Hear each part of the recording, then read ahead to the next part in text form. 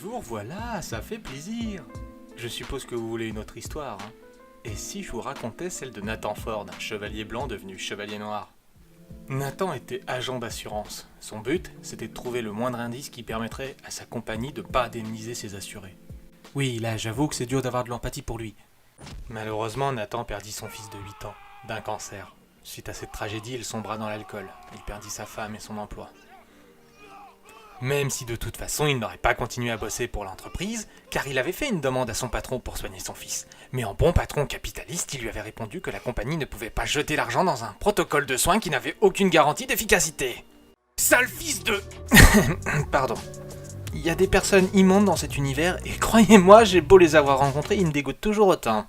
Alors, un jour qu'il se peintait dans un bar, un certain Victor Dubnik lui proposa un deal. Il fallait qu'avec ses compétences, il dirige une équipe de voleurs pour récupérer des plans d'avion qu'une compagnie adverse lui aurait volés, et que cela ne laisse aucune trace. Car, cerise sur le gâteau, ces plans étaient assurés par IYS, l'ancienne société d'assurance de Nathan, à hauteur de 50 millions. Ils firent le tour de l'équipe que Victor avait concoctée: Elise Parker la voleuse, Alec Hardison le hacker et Elliot Spencer le récupérateur. Et quand je parle de récupérateur, je parle d'anciens soldats qui peuvent se faire une dizaine de mecs à main nue. Oui, ce genre-là. Le rôle de Nathan dans tout ça, c'était de chapeauter le petit groupe pour être sûr qu'il n'y ait pas de débordement et d'entourloupe. Car ces gens, que Nathan avait déjà croisés plusieurs fois au cours de sa carrière, c'étaient des loups solitaires. Le travail d'équipe, c'était pas leur délire. Bien sûr, avec une équipe de choc comme celle-ci, malgré quelques petits désagréments, l'affaire fut vite réglée. Après une biture bien méritée, Nathan fut extirpé de son sommeil par son téléphone. Victor vociférait qu'il n'avait aucun plan et que personne ne toucherait de thunes. Il proposa donc un rendez-vous pour régler ce différend.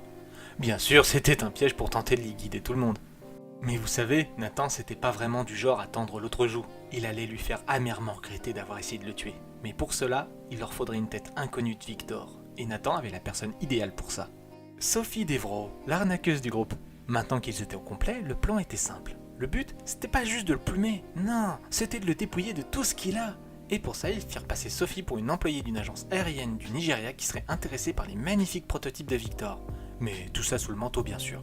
Victor, se croyant bien plus malin et pensant pouvoir s'en sortir aisément, ne prit donc pas toutes les précautions. Les agents du Nigeria alertèrent le FBI pour tentative de corruption, un faux pot de vin de 200 000 $ fut déposé dans le bureau de Victor, et vous vous en doutez, sa boîte coula, il finit en prison.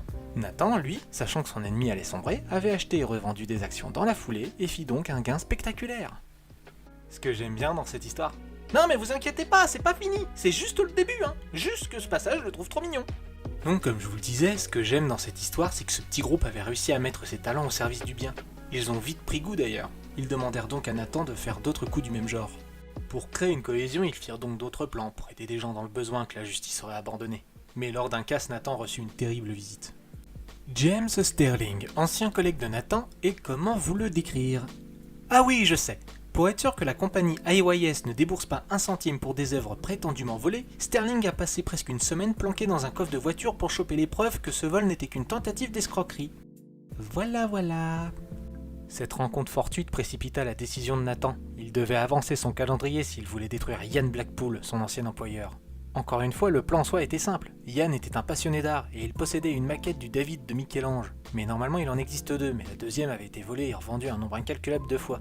Il suffirait de lui faire croire que Nathan avait réussi à mettre la main dessus et que pour une somme conséquente il pourrait lui apporter. Ensuite, il faudrait lui forcer la main pour qu'il l'assure et l'expose. Et là, bim! Ils enverraient une équipe d'experts authentifier la statue, on se rendrait compte qu'elle est fausse, Ian perdrait son poste auprès des actionnaires qui ne le verraient que comme un arnaqueur. Vous connaissez le dicton dans le monde des arnaqueurs, braqueurs, cambrioleurs et j'en passe? Un plan ne se déroule jamais comme prévu. Et cette fois, c'était Maggie, l'ex-femme de Nathan, le souci. Ils étaient partenaires également au travail, c'était une experte en art. Et alors qu'elle pensait aider son ex-mari à décrocher un contrat, elle venait surtout de foutre une grosse merde. Il devait donc voler le premier David dans le coffre de Yann pour leurrer l'examen que ferait Maggie. Après lui avoir revendu son David, il devait le voler dans son fourgon lors du retour pour le remplacer par un faux. Mais comme je vous le disais, James Sterling était sur leurs traces et savait très bien qu'il préparait un coup fourré. Elise et Alec furent capturés et Elliot fut blessé, commotion et côte cassée entre autres. James leur proposa un marché, que Nathan amène le second David en échange de son équipe, car James savait très bien que Sophie l'avait volé il y a 10 ans au Vatican. Après un petit sauvetage éclair, ils durent se planquer et se replier, car la bataille ne faisait que commencer. Ils étaient tous grillés, il leur fallait une nouvelle personne, et insoupçonnable pour y arriver. Maggie était leur seule option. Après avoir fait le point et lui avoir révélé que Ian Blackpool n'avait pas aidé leur fils lors de son cancer, elle était prête à tout pour le faire tomber. Nathan provoqua Blackpool en l'avertissant de son futur cambriolage lors de son exposition pour les deux David. Mais Yann, arrogant, avait préféré croire en sa sécurité. Nathan déclencha une alerte au gaz en enfumant la vitrine des deux David, qui fit donc évacuer tout le monde, et emprisonna tout le monde dehors.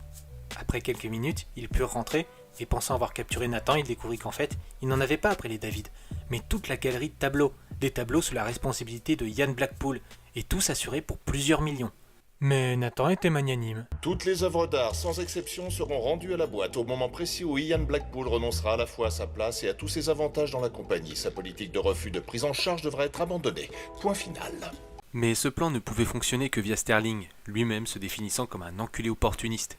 Et oui, car les actionnaires seraient séduits par son intégrité. À la suite de ça, l'équipe de Nathan continua à s'attaquer à de grosses entreprises, jusqu'au jour où un homme les contacta, Jack Latimer. Il s'était fait des milliards en espionnant Nathan et en vendant des actions pile avant que ce dernier ne dépouille les entreprises. Il proposa un marché, il lui donnerait des cibles, et lui, il continuerait à jouer les vautours. Nathan ne voulait pas rendre un de ses mecs qu'il détestait encore plus riche et plus puissant, mais Latimer ne le vit pas ainsi. Il engagea le père de Nathan pour voler un brevet de barrage hydraulique. Oui, car le vol et l'arnaque, c'est de famille apparemment. N'ayant pas de nouvelles de ce dernier, Latimer demanda à Nathan d'aller le sauver. Bien que Nathan essaya de faire comprendre à son père Jimmy qu'il ne servait que d'appât, Jimmy lui rétorqua que Latimer avait promis de laisser Nathan en vie s'il faisait ce job. Une fois le casse fini, Jimmy s'éclipsa et alla au rendez-vous. Mais c'était un piège, et alors que Nathan était proche de le sauver, le hangar explosa, tout comme la colère de Nathan. Il comprit que Latimer avait eu vent de ses manigances, de ses techniques, et toutes ces informations par Victor Dubnik depuis sa prison, et qu'il avait également commandité le meurtre de son père. Nathan prit la décision de détruire complètement Latimer, et ce genre de personne a 3 choses auxquelles ils tiennent plus que tout. Son business, ses biens matériels et son nom. Pour commencer, avec Victor qui les connaissait par cœur, il fallait une équipe inconnue au bataillon. Elise Parker alla chercher son père spirituel qui lui enseigna tout sur le vol, Elliot Spencer alla chercher un ancien membre d'escouade des services secrets, et Alec Hardison engagea son pire ennemi. Malheureusement, le temps de réunir l'équipe, Victor était sorti de prison. Latimer avait des contacts auprès des sénateurs et eut le droit à une petite libération anticipée. Première destruction, le business de Latimer. Il avait acquis des terrains et des cours d'eau, mais avec le brevet en sa possession, il avait pu revendiquer les barrages hydrauliques et donc avoir un contrôle total. Ils décidèrent donc d'infester le barrage avec un type bien précis de moule qui se reproduit à vitesse grand V. Impossible de purger car cela infesterait les cours d'eau et les autres barrages, en plus d'écoper d'une amende colossale pour avoir relâché un nuisible. Et décontaminer le barrage prendra plusieurs années.